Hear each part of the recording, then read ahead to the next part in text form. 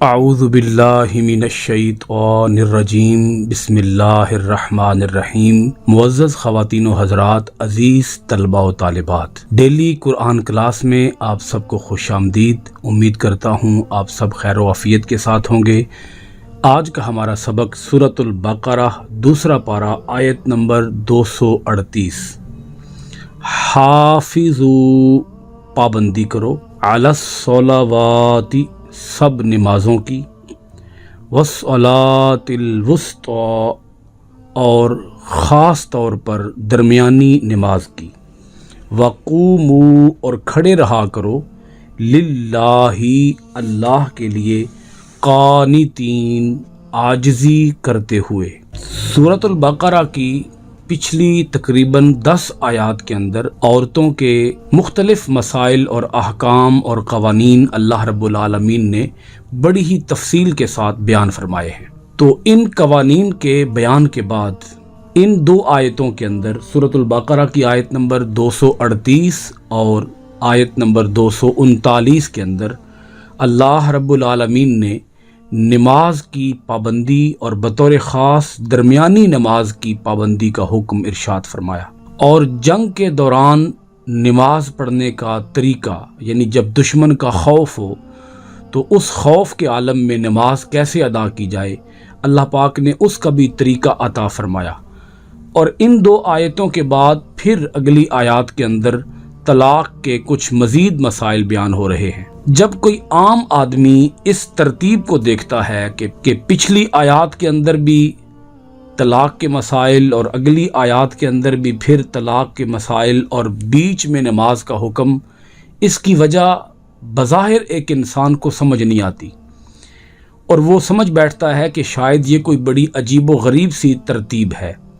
لیکن اگر قرآن پاک کی آیات کے اندر غور کیا جائے تو ہمیں ہر آیت پچھلی آیت اور اگلی آیت سے جڑی ہوئی نظر آتی ہے، مضمون کے اعتبار سے، معانی اور مفاہیم اور مطالب کے اعتبار سے۔ سب آیتیں ایک دوسرے کے ساتھ کنیکٹڈ ہیں، ان کا آپس میں بڑا گہرا ربط اور تعلق ہے، اور ربط آیات سے بھی ایک بڑا خاص معنی انسان کو سمجھ میں آتا ہے۔ یہاں جو ربط آیات سے معنی نکل رہا ہے وہ یہ ہے کہ خانگی امور، گھریلو امور اور میاں بیوی کے حقوق، نکاح کے مسائل، طلاق کے مسائل اور گھریلو زندگی کو کامیاب بنانے کے گر اللہ پاک جب سمجھاتا ہے تو درمیان میں اللہ پاک نے نماز کا ذکر اس لیے فرمایا تاکہ لوگوں کو، انسانوں کو یہ بات سمجھ آ سکے کہ صرف گھریلو زندگی کے اندر ہی انسان کو کھو کے نہیں رہ جانا چاہیے، صرف گھر کی 4 دیواری کے اندر کا ہی اسے نہیں ہو جانا چاہیے، بلکہ گھریلو امور کو، امور خانہ داری کو، بیوی کے حقوق کو، اور اسی طرح ایک بیوی کے لیے اپنے خاوند کے حقوق کو ادا کرنے کے ساتھ ساتھ نماز کی بھی اسے پابندی رکھنی چاہیے۔ یعنی اگر ایک شوہر اپنی بیوی کے لیے بڑا کامیاب ترین شوہر ہے، اور ایک بیوی اپنے شوہر کے لیے بڑی کامیاب ترین بیوی ہے، لیکن اگر وہ نمازوں کی پابندی کا کوئی خیال نہیں رکھتے تو ان کے جو گھریلو امور کی کامیابی ہے اس کا تعلق صرف انہی کی ذات کی حد تک رہے گا، اس دنیا کی حد تک رہے گا، آخرت کے اندر تو وہ پھر اجر سے محروم ہو جائیں گے۔ اللہ رب العالمین نے یہاں اس لیے بالکل درمیان میں یہ ذکر رکھا تاکہ لوگوں کو نماز کی اہمیت کا بھی اندازہ ہو سکے۔ حافظو کا لفظ اللہ پاک نے رکھا ہے آیت کے شروع میں۔ حافظو کا معنی مختلف علماء مفسرین نے مختلف انداز سے کیا ہے۔ مثال کے طور پر کسی نے حافظو کا معنی حفاظت کرو کیا، کسی نے اس کا معنی کیا حافظو کا نگہبانی کرو۔ حضرت ضیاء الامت جسٹس پیر محمد کرم شاہ الازہری رحمۃ اللہ تعالی علیہ، آپ نے حافظو کا معنی کیا ہے پابندی کرو، کیونکہ حافظو یہ باب مفعلہ سے ہے، اور اس کا صلہ جب الا آتا ہے، آپ غور فرمائیں، حافظو کے بعد الا آ رہا ہے، تو حافظو کے بعد جو الا آ رہا ہے اس کے اندر یہ معنی موجود ہے کہ اے لوگو، نماز ہمیشگی کے ساتھ ادا کرو، نماز دوام کے ساتھ ادا کرو، تسلسل کے ساتھ، کنسسٹنسی کے ساتھ. یہ نہیں ہے کبھی پڑھ لی کبھی نہ پڑھی، کبھی 2 پڑھ لی کبھی 3 پڑھ لی. اور یہ جو آیت مبارکہ ہے یہ حفاظت صلاۃ کو بیان کر رہی ہے. ایک ہے اقامت صلاۃ. اقامت صلاۃ کا تعلق یعنی نماز کو قائم کرنے کا تعلق معمول کے حالات کے ساتھ ہے، روٹین لائف کے ساتھ ہے. زندگی جب بالکل معمول پر ہو تو اس وقت نماز کو قائم کرنے کا حکم ہے. لیکن جب جنگ کے حالات ہوں، جب امن کا زمانہ نہ ہو بلکہ دشمن آمنے سامنے ہو، تو یہ اس وقت کی بات ہو رہی ہے. حافظوا علی الصلوات، تمام نمازوں کی پابندی کرو. یعنی عین حالت جنگ میں بھی نماز ضائع نہ کرو. آپ غور فرمائیں، وہ لوگ ذرا اپنے گریبانوں میں جھانکیں اور غور کریں کہ جب امن کی حالت میں نماز چھوڑ دی جائے تو اللہ رب العالمین اس پر کس قدر ناراض ہوتا ہے. حالت جنگ کے اندر بھی نماز کو ضائع کرنے کی یا نماز کو چھوڑنے کی اجازت نہیں دیتا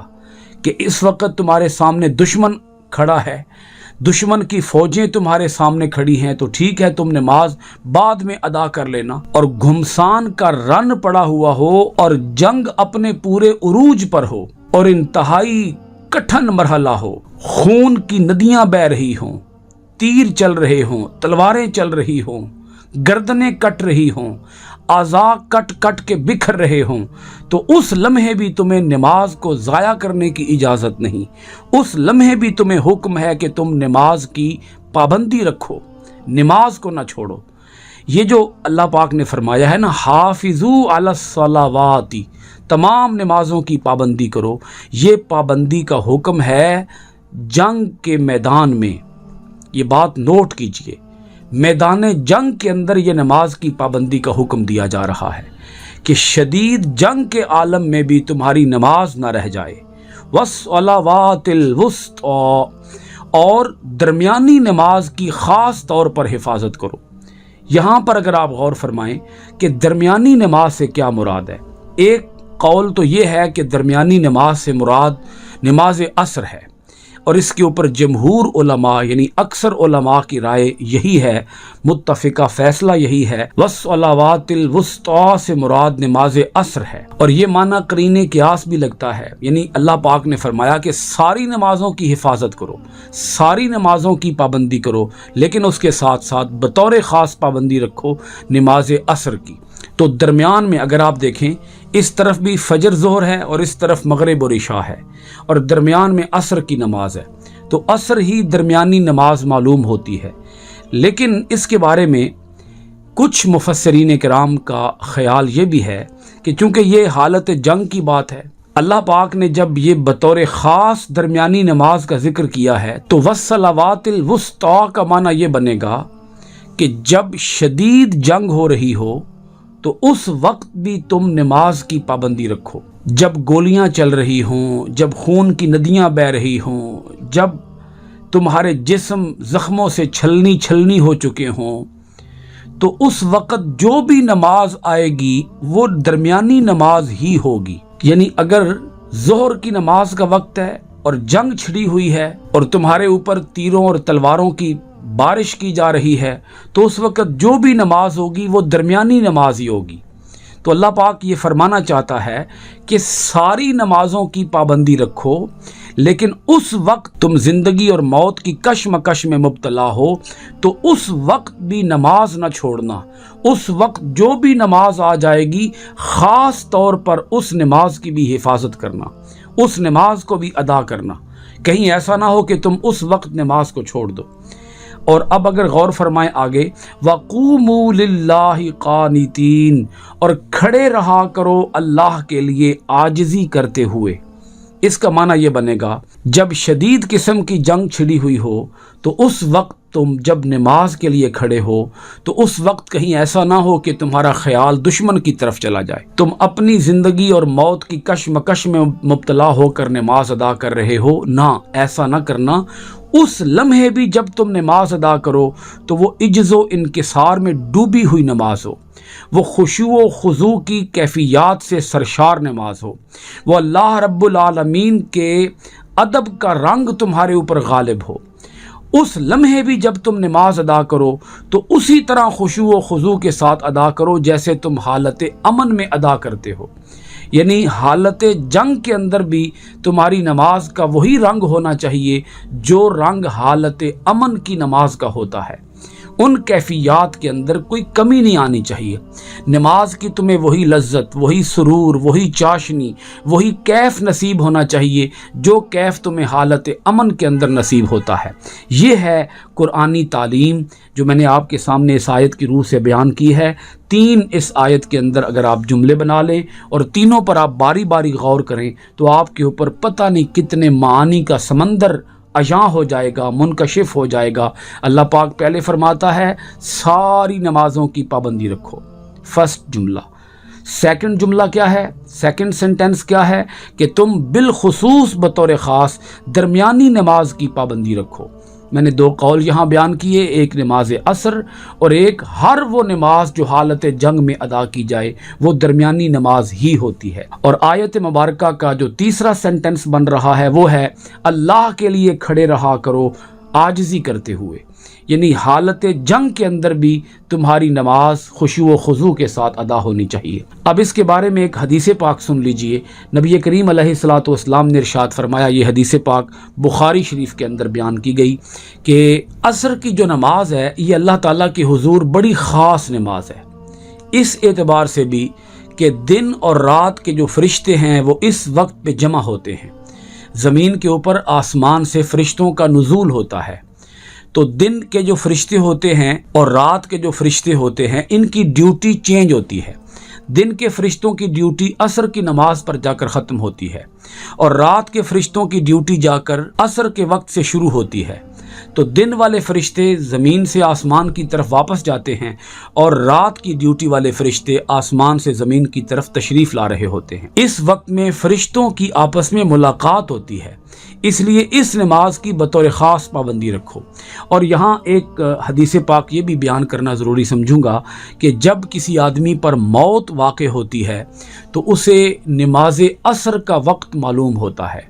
یعنی ایک انسان کی موت اگر شام کے وقت ہو، رات کے وقت ہو، صبح کے وقت ہو، لیکن اسے جب اس کی نزع کی کیفیت ہوگی، جان کنی کا عالم ہوگا، اس کی جان، اس کی روح نکالی جا رہی ہوگی، تو اسے ایسے فیل ہوگا، اسے ایسے محسوس ہوگا کہ یہ عصر کی نماز کا وقت ہے۔ اور ایک اور حدیث پاک یہ ہے کہ جب کسی آدمی کو قبر میں رکھا جاتا ہے تو فرشتے جب منکر نکیر اس کے پاس سوال کرنے کے لیے آتے ہیں تو وہ جب سوال پوچھتے ہیں تو وہ شخص جو اپنی ساری نمازوں کی بطور خاص حفاظت کرتا ہے، نمازوں کی فکر کرتا ہے، نمازوں کا اہتمام کرتا ہے اور اپنی زندگی میں کوئی بھی نماز وہ قضا نہیں ہونے دیتا، تو وہ منکر نکیر سے کہتا ہے کہ تم ذرا ہٹ جاؤ، میں پہلے اپنی نماز عصر ادا کر لوں۔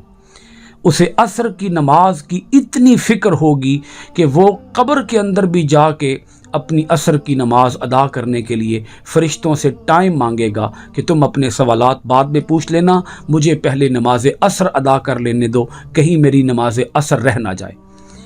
اور نماز عصر کے بارے میں ہی ایک اور حدیث پاک یہ بھی سن لیجئے۔ یہ حدیث پاک متفق علیہ ہے، بخاری شریف، مسلم شریف کے اندر بیان کی گئی۔ نبی کریم علیہ الصلوۃ والسلام نے ارشاد فرمایا، ملا اللہ علیہم بیوتہم وقبورہم نارا کما شغلونا عن الصلاۃ الوسطی حتی غابت الشمس۔ نبی کریم علیہ الصلوۃ والسلام نے ارشاد فرمایا، اللہ ان کے گھروں کو اور ان کی قبروں کو آگ سے بھر دے، ان لوگوں نے ہمیں نماز عصر کے وقت مشغول کیے رکھا اور ہماری نماز عصر رہ گئی حتی غابت الشمس، یہاں تک کہ سورج غروب ہو گیا۔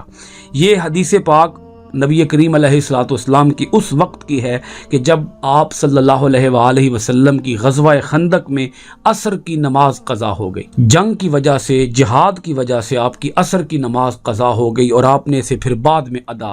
اس نماز کو پھر نبی کریم علیہ الصلوۃ والسلام نے بعد میں قضا فرمایا۔ اب سورۃ البقرہ کی آیت نمبر 239 سنیے گا، وَإِنْ خِفْتُمْ، پھر اگر تم کو ڈر ہو، پھر اگر تمہیں خوف ہو، فَرِجَالًا، تو پیادہ یعنی پیدل، او رُکْبَانًا، یا سوار۔ پھر اگر تمہیں خوف ہو دشمن وغیرہ کا تو پیادہ یا سوار جیسے بن پڑے نماز ادا کرو۔ فَإِنْ خِفْتُمْ فَرِجَالًا أَوْ رُكْبَانًا، اگر تمہیں خوف ہو دشمن کا تو پیدل یا سوار جیسے بھی بن پڑے نماز ادا کرو۔ فَإِذَا أَمِنْتُمْ، پھر جب تمہیں امن حاصل ہو جائے، فَاذْكُرُوا اللَّهَ، تو یاد کرو اللہ تعالیٰ کو، کما جس طرح علمکم، اس نے سکھا دیا ہے تمہیں، ما لم جو نہیں، تکونو تم تھے، تعلمون تم جانتے۔ فَإِذَا أَمِنْتُمْ، پھر جب تمہیں امن حاصل ہو جائے، فَاذْكُرُوا اللَّهَ، تو اللہ کو یاد کرو، کما علمکم ما لم تکونوا تعلمون،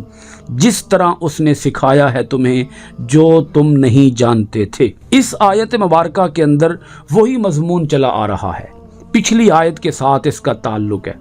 کہ اگر تمہیں دشمن کا خوف ہو اور تم اس پوزیشن میں نہیں ہو کہ تم نماز ادا کر سکو، دونوں حالتیں اللہ پاک نے بیان فرما دی، یعنی تم پیدل ہو یا تم سوار ہو، جنگ کا زمانہ ہے، جنگ کے حالات ہیں اور دشمن کی فوجیں تمہارے سامنے ہیں اور دشمن سے ٹکراؤ ہے، دشمن کے ساتھ تم جنگ کر رہے ہو، عین جنگ کے عالم میں بھی وقت ہو گیا ہے نماز کا، تو اس وقت پیدل ہو تو کھڑے ہو کر نماز ادا کرو، سکون کے ساتھ نماز ادا کرو، اور اگر تم سوار ہو تو سواری پر ہی تم نماز ادا کر لو، کیونکہ اس وقت اگر تمہارا چہرہ خانہ کعبہ کی طرف نہ بھی ہوا تو یہ اس وقت خانہ کعبہ کی طرف چہرہ کرنے کی پابندی ختم ہو جائے گی، اور بعد میں اس نماز کو دہرانا بھی نہیں پڑے گا۔ تم سواری کے اوپر نماز ادا کر لو، پھر سواری کا منہ جدھر ہو جائے تم اسی طرح نماز ادا کرتے رہو، قبلہ سمت کی طرف چہرہ کرنے کی پابندی اس حالت میں ختم ہو جائے گی۔ آپ یہاں سے نماز کی اہمیت کا اندازہ لگائیں کہ اللہ رب العالمین فرماتا ہے پیدل ہو، زمین پر ہو تو زمین پر نماز ادا کر لو، سواری پر ہو تو سواری پر ہی نماز ادا کر لو، لیکن تم نماز کو چھوڑ نہیں سکتے، نماز کو کسی حالت میں بھی۔ اب اگر حالت جنگ میں بھی نماز معاف نہیں ہے تو آپ مجھے بتائیں پھر کس حالت میں نماز معاف ہے؟ ماں سوائے عورت کی اس حالت کے جس کے اندر اس کا جسم ناپاک ہو جاتا ہے، اس وقت اسے نماز معاف ہو جاتی ہے، اتنے دنوں کی نماز معاف ہو جاتی ہے۔ تو ایک وہ حالت ہوگی جس کو حالت حیض کہا جاتا ہے، اور ایک مردوں کی جو حالت ہے آپ سمجھیں اسے کہتے ہیں جنون کی حالت، پاگل پن کی حالت۔ اس حالت میں نماز معاف ہوتی ہے، باقی کسی حالت میں بھی نماز معاف نہیں ہے۔ حالت حیض جو کہ عورتوں کے ساتھ خاص ہے، حالت جنون جو کہ مردوں اور عورتوں دونوں کے ساتھ خاص ہے۔ اگر کوئی پاگل ہو جائے، کسی کا دماغی توازن کھو جائے، کسی کا دماغی توازن درست نہ رہے تو اس وقت اس کے اوپر نماز فرض نہیں ہوگی۔ لیکن حالت جنگ میں بھی نماز کی معافی کی بات نہیں کی گئی ہے کہ تمہیں نماز معاف ہے۔ اب اس آیت کے بقیہ حصہ کو دیکھیے گا، فَإِذَا أَمِنْتُمْ، جب تم امن کی حالت میں آ جاؤ، فَاذْكُرُوا اللَّهَ، تو اللہ کو یاد کرو، كَمَا عَلَّمَكُمْ مَا لَمْ تَكُونُوا تَعْلَمُونَ، جس طرح اس نے سکھا دیا ہے تمہیں جو تم نہیں جانتے تھے۔ بڑا خاص نقطہ اس حصے کے اندر، آیت کے اس ٹکڑے کے اندر بیان ہو رہا ہے، وہ ہے حجیت حدیث کا۔ اللہ رب العالمین فرماتا ہے جس طرح اس نے تمہیں سکھا دیا اس طرح اللہ کا ذکر کرو، یعنی جب حالت جنگ ہو تو سواری پر ادا کر لو پھر بھی ٹھیک ہے، پیدل لو زمین پر ادا کر لو پھر بھی ٹھیک ہے، لیکن جب تم حالت امن میں آ جاؤ تو پھر یہ والی جو آزادیاں دی گئی تھیں، چند ایک سہولیات تمہیں دی گئی تھی نماز کی ادائیگی کے لیے، یہ سہولیات پھر اٹھا لی جائیں گی، پھر تمہیں مکمل اسی طرح ارکان کے ساتھ، شرائط کے ساتھ، یعنی قبلہ رو ہو کر تمہیں نماز ادا کرنا ہوگی۔ قبلہ رو کی جو رعایت دی گئی تھی یہ رعایت پھر ختم ہو جائے گی، پھر اس طرح اللہ کو یاد کرو، پھر اس طرح اللہ کی نماز ادا کرو جس طرح کہ اللہ نے تمہیں نماز ادا کرنا سکھایا ہے، جو تم پہلے نہیں جانتے تھے۔ زمانہ جاہلیت کے اندر تمہیں نماز کے طریقوں کا علم نہیں تھا۔ اچھا، نماز کے بہت سارے مسائل، احکام، ارکان اس طرح کے ہیں نماز کے قواعد و ضوابط اس طرح کے ہیں کہ جو اللہ رب العالمین نے پورے قرآن مجید کے اندر کہیں بھی بیان نہیں فرمائے۔ مثال کے طور پر اللہ رب العالمین نے نمازوں کی رکعتیں نہیں سکھائیں، نماز کی رکعتوں کے بارے میں کوئی قرآن پاک کے اندر ذکر نہیں ہے کہ فلاں نماز کی کتنی رکعتیں ہیں۔ ایک رکعت کو کس طریقے سے ادا کرنا ہے اس کا ذکر بھی کہیں بھی نہیں ہے، یعنی کہ قیام ہے، رکوع ہے، سجدہ ہے، یہ ایک رکعت ہے، اس کا ذکر قرآن پاک کے اندر ہمیں ایک جگہ پر نہیں ملتا۔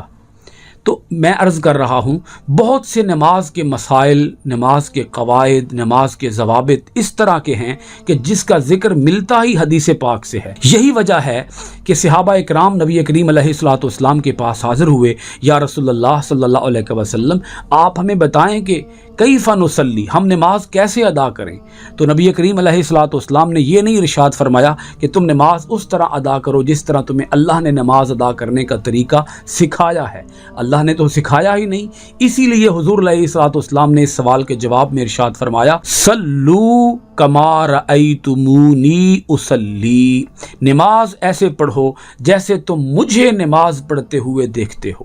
مجھے کاپی کرو، مجھے فالو کرو۔ تو یہاں اللہ پاک نے جو فرمایا کما علمکم ما لم تکونوا تعلمون، علمکم کا لفظ فرما کر اللہ نے فرما دیا کہ حضور کا سکھانا ایسے ہی ہے جیسے تمہیں اللہ نے سکھا دیا ہے، یعنی جو حضور نے سکھا دیا ہے بس سمجھ لو یہ اللہ نے سکھا دیا ہے۔ حضور کا سکھانا ہی اللہ کا سکھانا ہے، جیسا کہ من یطع الرسول فقد اطاع اللہ، جس نے رسول کی اطاعت کر لی اس نے اللہ کی اطاعت کر لی، کہ رسول کی اطاعت ہی اللہ کی اطاعت ہے، رسول کی پیروی ہی اللہ کی پیروی ہے۔ ایسے ہی حضور کا نماز کو سکھا دینا ایسے ہی ہے جیسے اللہ کا نماز کو سکھا دینا ہے۔ یہ ہے حجیت حدیث، یعنی قرآن کے ساتھ ساتھ ہمیں حدیث کو بھی لامحالہ رکھنا پڑے گا۔ ہمیں قرآن کی سمجھ ہی تب آ سکتی ہے کہ جب ہم قرآن کے ساتھ ساتھ حدیث کو بھی سمجھیں گے، حدیث کو بھی پڑھیں گے اور حدیث کے مقام اور مرتبے کو بھی اپنے ذہن کے اندر رکھیں گے۔ تو کما علمکم کے اندر اللہ پاک نے مقام رسالت کو بھی بیان فرما دیا، ادب رسالت کو بھی بیان فرما دیا، تعلق رسالت کو بھی بیان فرما دیا کہ تمہیں توحید کے ساتھ ساتھ رسالت کا بھی اتنا ہی پاس رکھنا چاہیے جتنا تمہیں توحید کا پاس ہے۔ آخر میں ایسے لوگوں کے لیے ایک چھوٹا سا پیغام دے کر اپنی بات ختم کروں گا۔ ایسے لوگ جو کبھی نماز پڑھتے ہیں اور کبھی نماز نہیں پڑھتے، وہ ذرا یہ حدیث پاک سن لیں، ہو سکتا ہے کہ کسی کے دل پر یہ بات اثر کر جائے۔ یہ حدیث پاک مسند احمد کی ہے، جلد نمبر 2 ہے، صفحہ نمبر 169 ہے۔ من حافظ علیہا کانت لہو نورم و برہانم و نجاتن یوم القیامت ومن لم یحافظ علیہا لم یکن لہو نورم ولا برہانم ولا نجاتم وکان یوم القیامت مع قارون و فرعون و حامان و ابی بن خلف۔ حضور علیہ الصلوۃ والسلام نے ارشاد فرمایا کہ جو نماز پابندی سے ادا کرے گا قیامت کے دن یہ اس کے لیے نور ہوگی، اس کے ایمان کی واضح دلیل ہوگی اور اس کی نجات کا باعث ہوگی، اور جس نے نماز کی پابندی نہ کی تو اس کے پاس قیامت کے دن نہ نور ہوگا، نہ اپنے ایمان کی کوئی دلیل ہوگی، نہ بخشش کا کوئی وسیلہ، اور اس کا حشر قارون، فرعون، حامان اور ابی بن خلف کے ساتھ ہوگا۔ اس حدیث پاک کے ساتھ آج کی گفتگو ختم کر رہا ہوں اور اس دعا کے ساتھ، اے اللہ ہمیں غفلت کی نیند سے بیدار ہو کر اور اپنی عبادات اور اپنے محبوب کی اطاعت کی توفیق عطا فرما، آمین ثم آمین۔ آپ سب حضرات کا بہت شکریہ۔ السلام علیکم ورحمۃ اللہ وبرکاتہ، فی امان اللہ۔